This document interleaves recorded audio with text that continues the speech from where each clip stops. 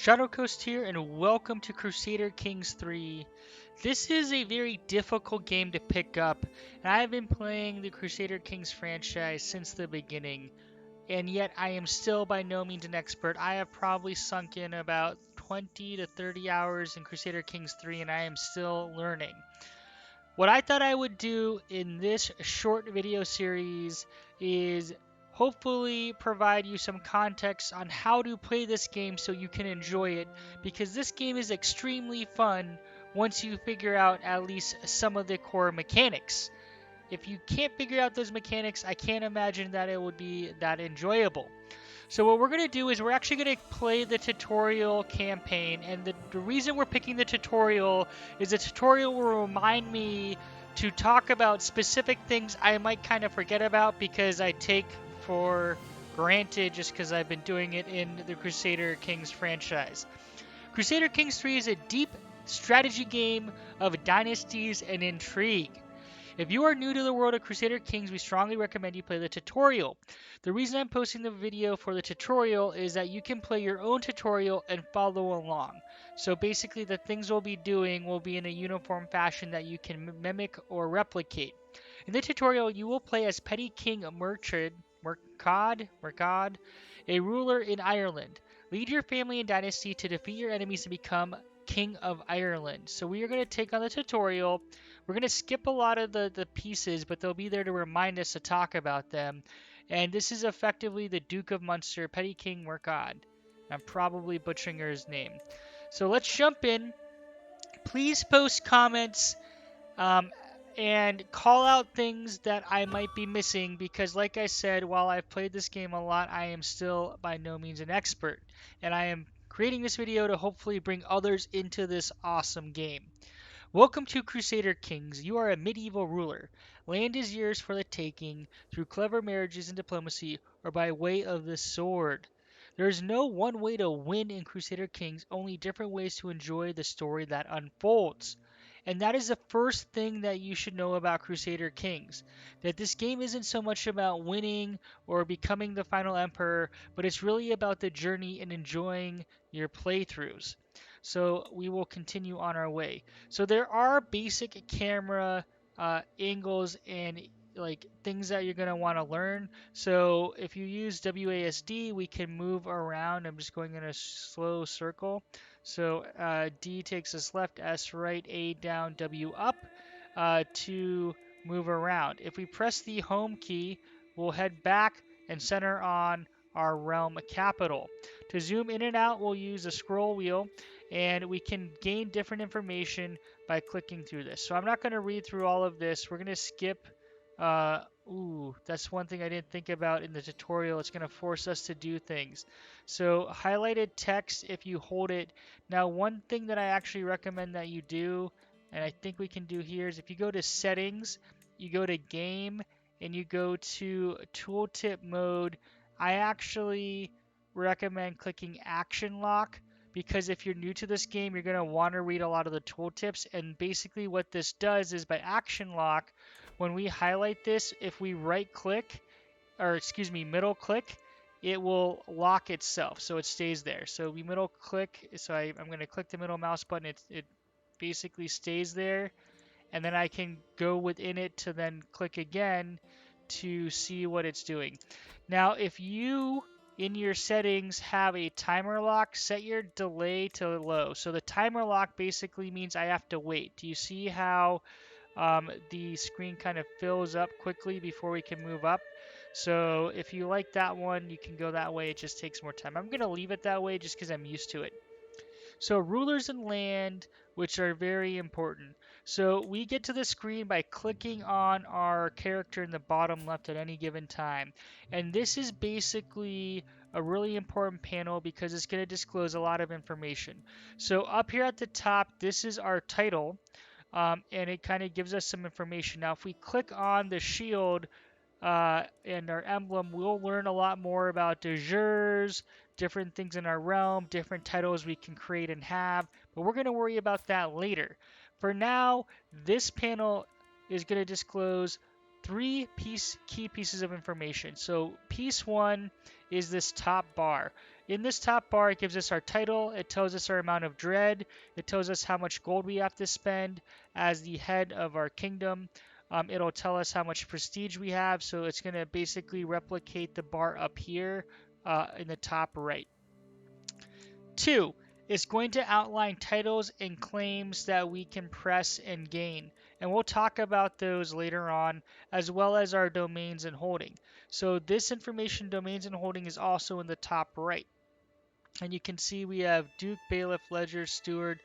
We'll explain what this all means later. The third piece of information actually gets filled in right here to the right. This information over here will tell us who we are allied with, who we have a truce with, and other important information. So this panel is fairly important and something we're going to want to look at.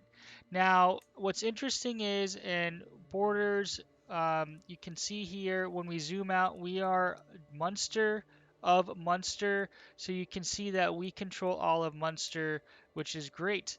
We can hold land on our own, but the amount of land is actually limited to a number of holdings. Now, the number of holdings can be adjusted with different traits and perks and other items. So it's not always 5. Sometimes it could be 3. Sometimes it could be, I think, as high, like, I've gotten up to 9. And so that can be adjusted. Effectively, though, we can't have a bunch of holdings. It's just too exhausting to micromanage every little holding. So what we have is what we call vassals. The way we can see vassals is actually in the top right when we click on realm.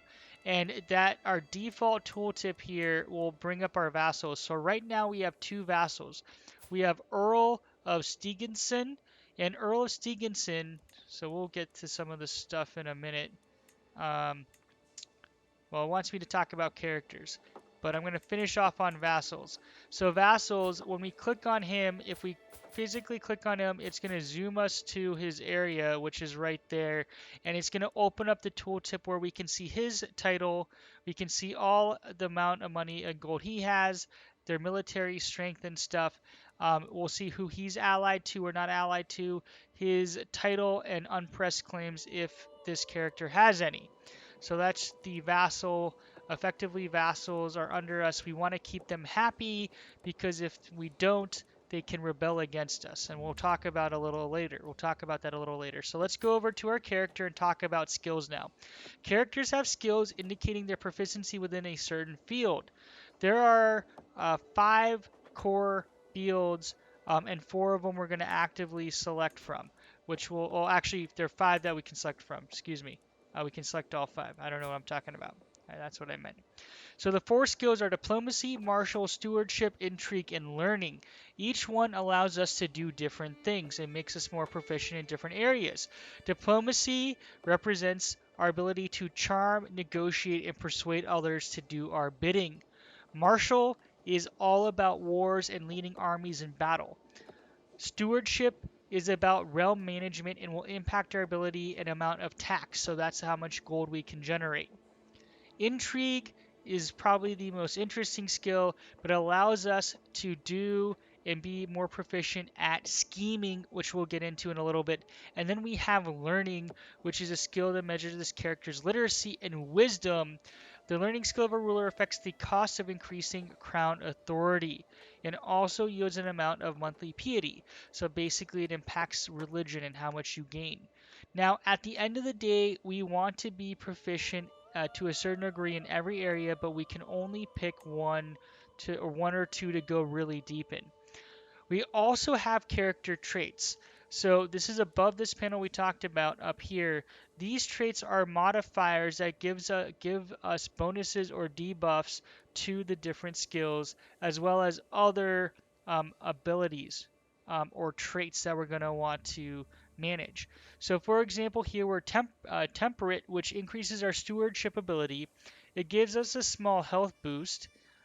Health basically is how likely a character is to die by an illness and old age. So having this small boost makes us less likely to die of illness and more likely to live longer. And you can see here, this is our age up here. We're 39. And then we get other bonuses that will impact other things, as you can see as we go across. Traits can be gained and in some cases lost. So for example, if we become ill or sick, we can gain that trait which will have a debuff, but if we heal or are healed from our physician or naturally heal, we'll lose that debuff. So that's that. Now, some traits you want to be cognizant of. One of them is gregarious. Gregarious will allow us to enjoy interacting with other people.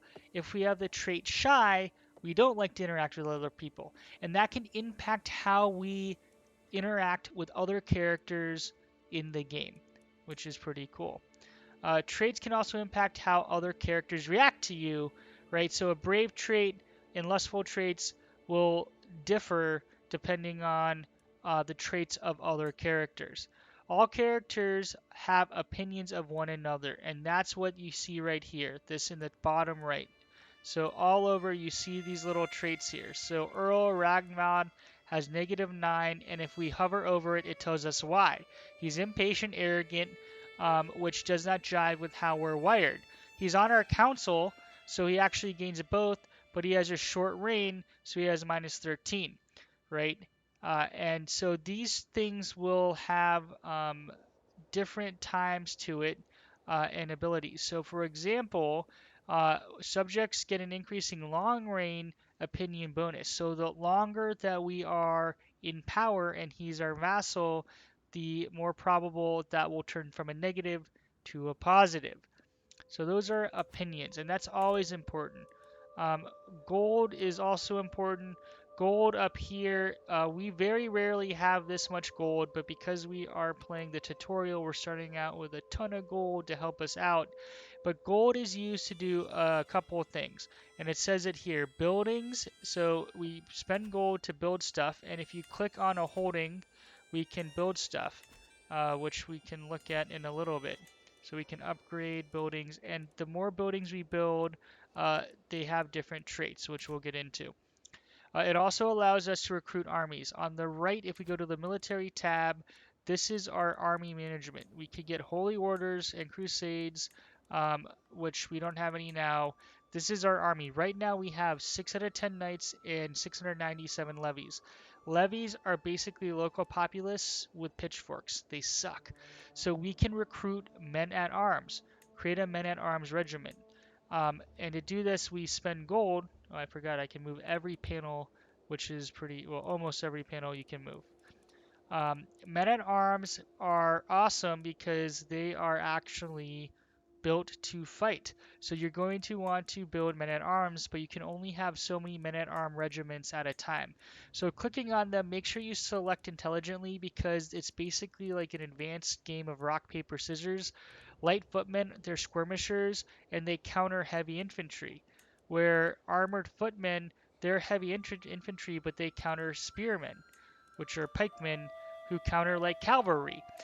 You can only have so many men at arms, so you're going to want a nice mix. In general, I personally prefer to have bowmen, light horsemen, and pikemen, and then if I have space, I always try to pick up, in general, a siege weapon. And the siege weapon basically decreases time to siege, which we'll get into later. So there's a lot to this game, as you can see. Prestige. Your prestige, so we're going across the top here. Prestige is important because this tells us how respected we are. So, for prestige, we can gain this from winning battles, telling rousing speeches. There are lots of different ways. And as we gain prestige, we gain different levels. So if we go down here, we can see level of fame. And there are 5 different levels of fame. As we unlock different levels of fame, that actually allows us to do different things. So when we become exalted among men or a living legend, we could, for example, invade an enemy kingdom. Right now we can't do that because we have just established level of fame. We're pretty low. Piety, this is all about religion. Depending on your religion and the character you're playing, it's going to have different effects and open up different options, right?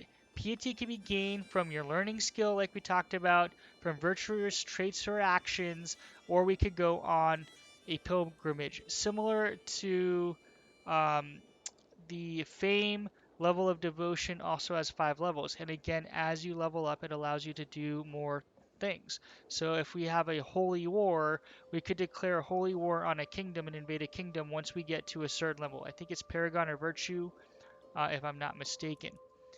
And then finally, over here, we have Renown. So we gain Renown as we take actions, and once we hit different levels, we can actually unlock um, dynasty bonuses that basically persist. So click on the lifestyle button. Lifestyle is important. This is something you're going to want to look at and manage, and everyone's going to have their own flavor based on your style. So I understand. Choose a focus. We're going to choose Marshall. And okay, I see what it's doing. So lifestyle.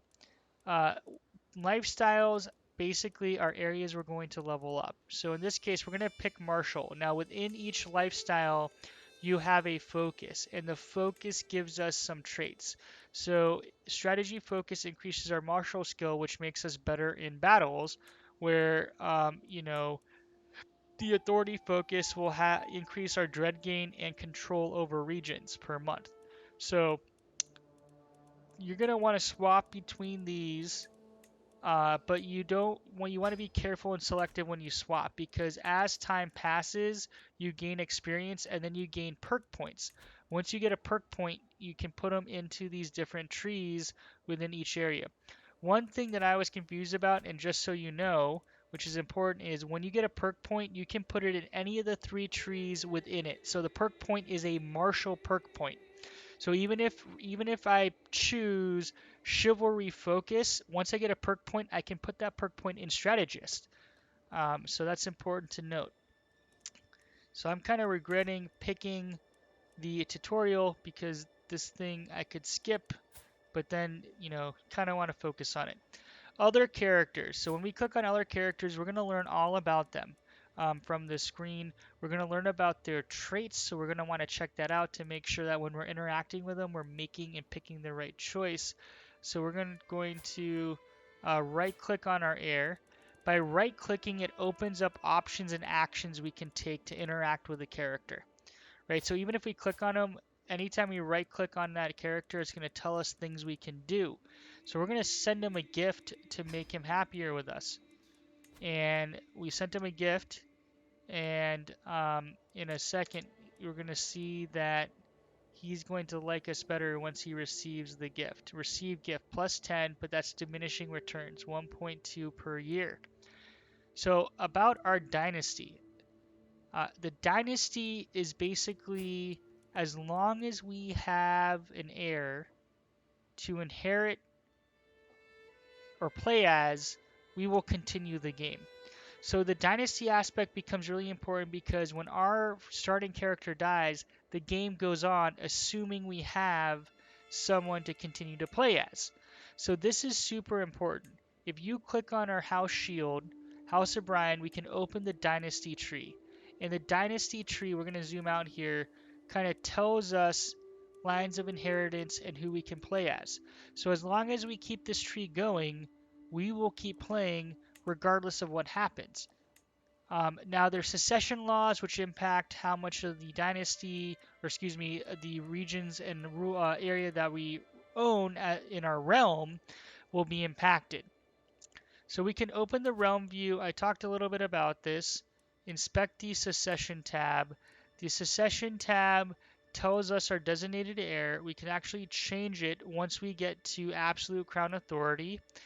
We can change secession laws, assuming that we have certain abilities or met certain criteria. Now, the secession law is important because depending on where we sit, like if we, let's say we're 60 and our wife is 62, so we're not having any kids, and it looks like it's going to be game over, we could play around with this to make it possible, depending on traits that are allowed, to change who the heir is to continue the dynasty as someone else. So that's the only way you actually lose the game, is if you don't have anyone in your dynasty to continue on as once your current character dies off. So that's a lot that we covered in this video. and I haven't actually even gotten to playing. So let me know if you want to learn more and if this is helpful to you. We will be posting other videos. I just want to try to chunk this up to make it more manageable. So in the next video, we'll talk all about marriage and how that works to maintain our dynasty. And then I'm hoping we'll get into actual gameplay and learn as we go. Hopefully you found this helpful. Please consider subscribing and dropping me a thumbs up. And please post comments. How can I make these videos more helpful? The goal here is to bring more people into this awesome game that I truly enjoy. Thanks for watching. We hope to see you in future videos. Shadow Coast out.